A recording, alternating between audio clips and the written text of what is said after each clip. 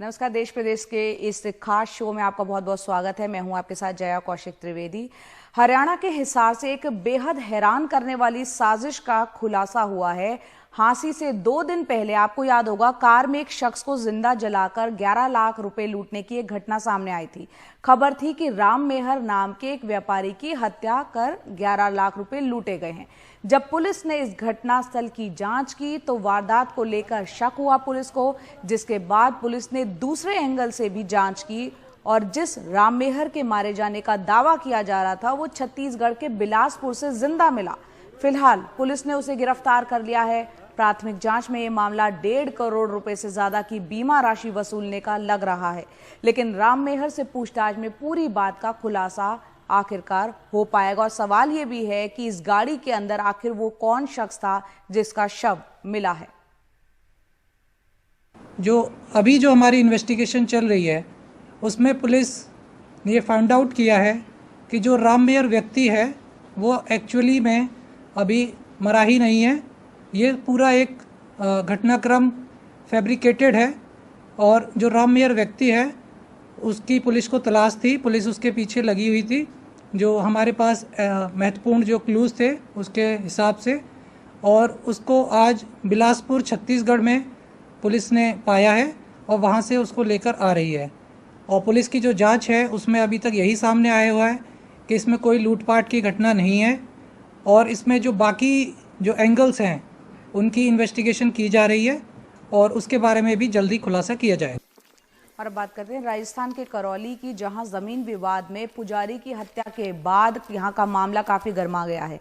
पीड़ित परिवार ने न्याय नहीं मिलने तक अंतिम संस्कार पुजारी का नहीं करने को कहा है। ग्रामीण और परिवार वाले 50 लाख की आर्थिक सहायता मांग रहे हैं। इसके अलावा सरकारी नौकरी, सुरक्षा और आरोपियों की गिरफ्तारी की मांग भी कर रहे हैं। आज सुबह से ही वहां भीड़ भी जुटने लगी है। 7 अक्टूबर को मंदिर की जमीन को लेकर पुजारी की हत्या हुई थी।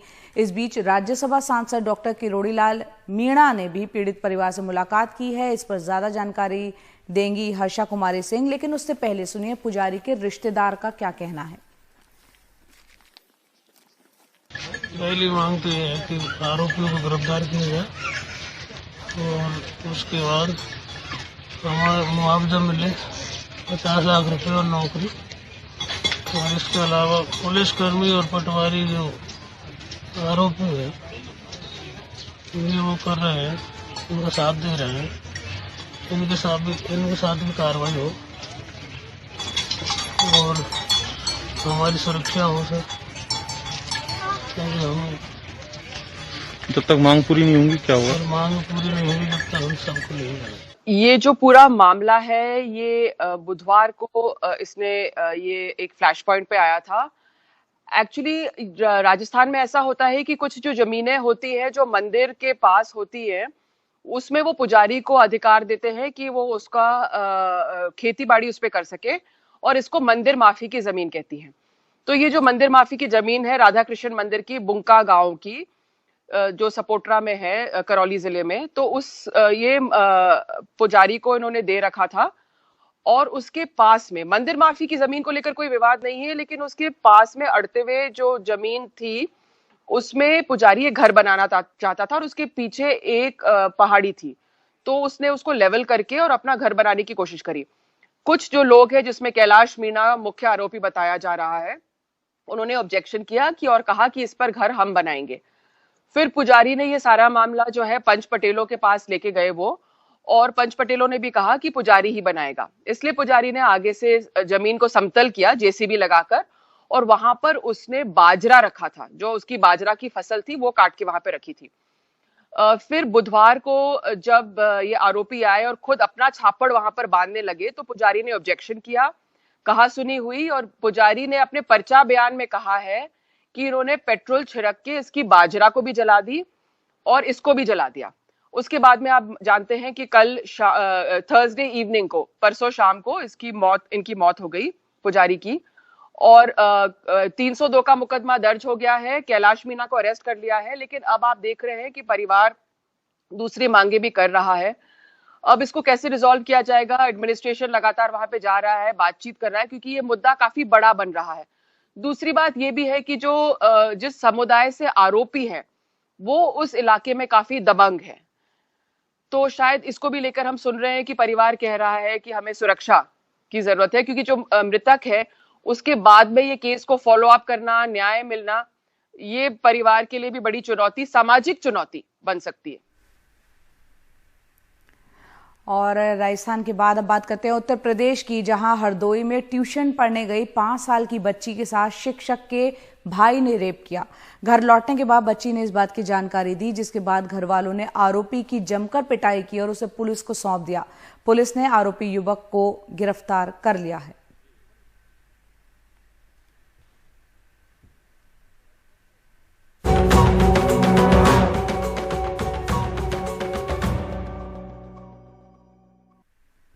और बात करते हैं बिहार चुनावों की। इस बार का चुनाव थोड़ा अलग इसलिए नजर आएगा क्योंकि पिछले 40 साल से हम लगातार देख रहे हैं विधानसभा चुनाव में चुनाव प्रचार करते हुए दिखते थे लालू प्रसाद यादव, लेकिन इस बार वो नहीं दिखेंगे। शुक्रवार को उनको हालांकि एक मामले में जमानत मिल गई, लेकिन अब भी एक आखिरी मामला उनके खिलाफ बचा हुआ है। उनके वकील के मुताबिक उन्हें 9 नवंबर को जमानत मिल सकती है, लेकिन तब तक बिहार में तीनों चरणों की वोटिंग हो चुकी होगी। शुक्रवार को झारखंड हाईकोर्ट ने एक और मामले में राष्ट्रीय जनता दल के प्रमुख लालू यादव को जमानत दे दी, लेकिन 2 वर्षों से ज्यादा समय से रांची की जेल में बंद लालू यादव को अभी 1 महीने और इंतजार करना होगा, जब उनके आखिरी मामले में फैसला आएगा। यानी चुनाव में लालू यादव नहीं रहेंगे, बस उनका नाम रहेगा। प्रचार का भार तेजस्वी यादव के कंधों पर रहेगा। लालू जी इस चुनाव में अनुपस्थित हैं, लेकिन आप देखिएगा लालू जी के ही नाम पर जो है ये चुनाव लड़ा जा रहा है। यहाँ तक कि नीतीश कुमार जी या भारतीय जनता पार्टी 15 वर्षों से गठबंधन बना करके बिहार में राज कर रहे हैं लोग, लेकिन अभी भी यह आत्मविश्वास उनमें नहीं पैदा हुआ है कि अपने काम के बदौलत जो है वो जनता का भरोसा फिर से चौथी बार जो है हासिल कर पाए। नीतीश कुमार बार बार दोहराते हैं कि वो अपने 15 साल बनाम लालू यादव राबड़ी देवी के 15 साल के आधार पर वोट मांगेंगे। इस सोमवार को एनडीए की प्रेस कॉन्फ्रेंस में उन्होंने यही कहा।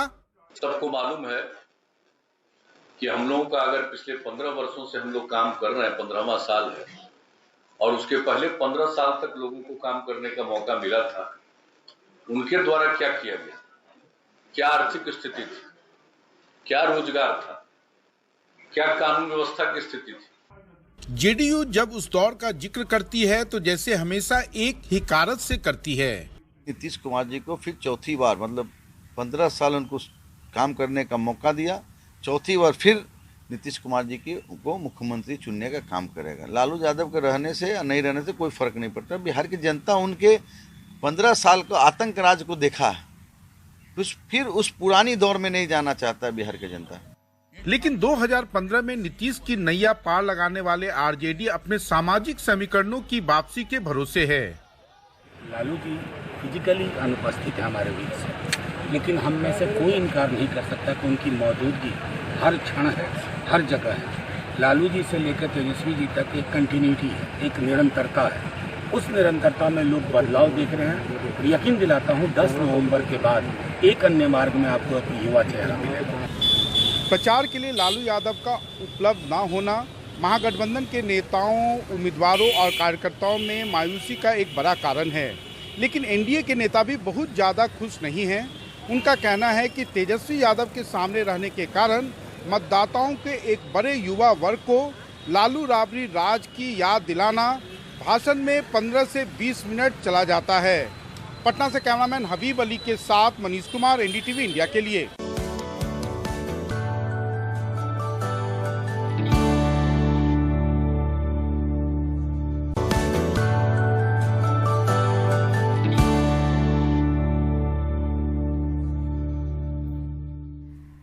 छत्तीसगढ़ के अंबिकापुर में कल शाम हुई तेज बारिश के बाद मेडिकल कॉलेज अस्पताल के आइसोलेशन वार्ड में पानी भर गया है। हालत ये हो गई है कि आइसोलेशन वार्ड एक तालाब की तरह नजर आ रहा था। पानी में भीगने से कई सामान यहां पर खराब हो गए। पीपीई किट पानी में बहने लगी। इस दौरान कर्मचारियों को काफी परेशानी झेलनी पड़ी। तो देश प्रदेश में मेरे साथ इतना ही, लेकिन जाते जाते देखते हैं इस वक्त की सुर्खियां।